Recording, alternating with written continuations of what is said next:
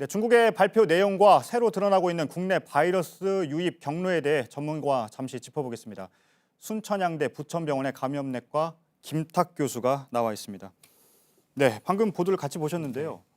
잠복기가 14일이 아니라 최장 24일이 될 수 있다. 이런 연구 결과가 중국에서 발표됐습니다. 어떻게 보십니까? 저도 이제 그 결과를 이제 오늘 처음 접했는데 예. 사실 그 데이터를 조금 들여다볼 필요는 있을 것 같습니다. 왜냐하면 중국은 지금 환자들이 많기 때문에 그 24일로 측정된 환자가 어느 시점에 노출됐는지 정확히 알기 어려울 수 있습니다. 그래서 저희가 그걸 다중 노출이라고 얘기하는데 예. 처음 이제 연구자들이 생각했던 그 지점에서 노출된 것이 아니라 그 뒷지점에 여러 환자에 노출됐을 수 있습니다. 그러면 잠복기가 좀 과대평가될 가능성이 있는 거죠.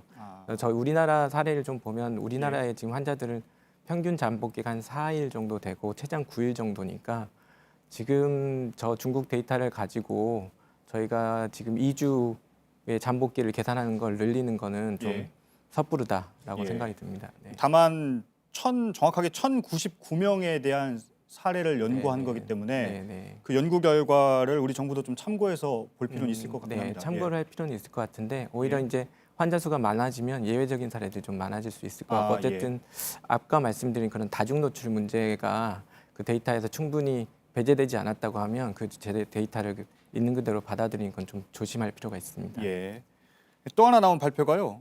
그러니까 한국 시간으로 오늘 오후 5시쯤에 발표된 건데요. 또 한 가지가 절반 이상은 증상 중에 열이 없었다. 이런 결과가 있었는데요.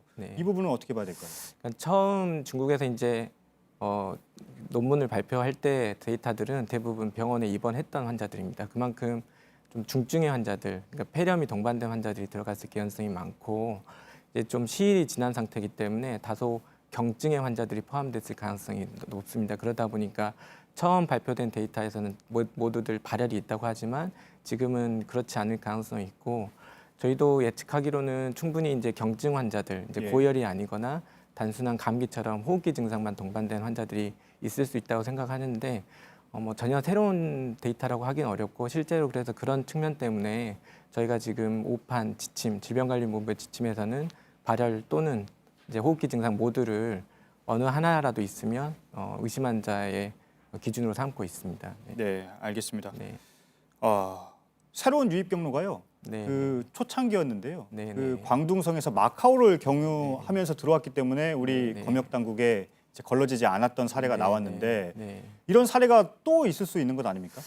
사실 이제 그 사례를 바라보기에 따라 좀 관점이 다를 수는 있고요. 제가 바라보기에는 좀 전혀 새로운 경로거나 뭐 예상 못한 경로는 아니라고 생각합니다. 왜냐하면 검역당, 그러니까 저희가 이제 환자를 거릴 수 있는 단계가 여러 단계가 있는데 당연히 이제 공항에서 환자가 증상이 있어서 걸러지면 좋겠지만 사실 그런 환자들은 일부라고 생각이 들고요. 더더군다나 환자가 잠복기에 있다고 하면 검역 단계에서 걸러지지 않을 가능성이 있습니다. 그 환자들은 결국 이제 국내에 들어온 이후에 증상 여부가 생기면 이제 저희가 인지를 해서 확인을 하게 되는데 그 말씀 지금 우려하는 거는 증상이 너무 경미할 때 진단이 안 돼서 그 노출이 발생하지 않을 거냐 이런 우려들이 사실은 분명히 있고요. 그 측면 때문에 저희가 이제 그런 위험 지역을 다녀오신 분, 지금은 이제 중국이 가장 큰 위험 지역인데 그 지역을 다녀오신 분들은 가급적 활동을 좀 자제하고 자가격리를 하시고 증상이 아까 말씀드린 것처럼 아주 경미할 때, 그러니까 호흡기 증상이라든지 열이 고열이 아니더라도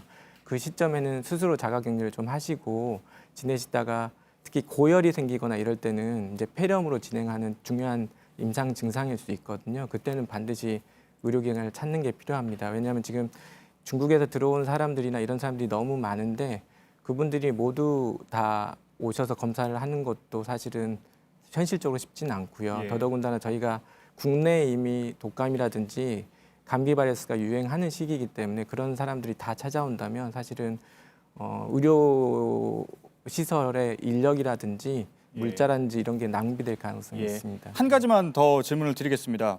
중국 우한에서 들어온 사람들을 물론 25명은 아직 연락이 닿지가 않기는 했는데 중국 우한에서 들어온 사람들의 잠복기가 끝났습니다. 그렇다면 중국 우한발 국내 유입 우려는 좀 가셨다고 볼 수가 있을까요? 지금은 이제 우한에서 들어오신 분들은 거의 없는 상태고 대부분 저희가 이제 현장에서 환자들을 만나실 때는 대부분 중국이라든지 그 외에 이제 기타 지역에서 오신 분들이 대부분입니다. 그래서 그 우한 지역에서는 위험성이 많이 줄었다는 생각이 듭니다. 알겠습니다. 네.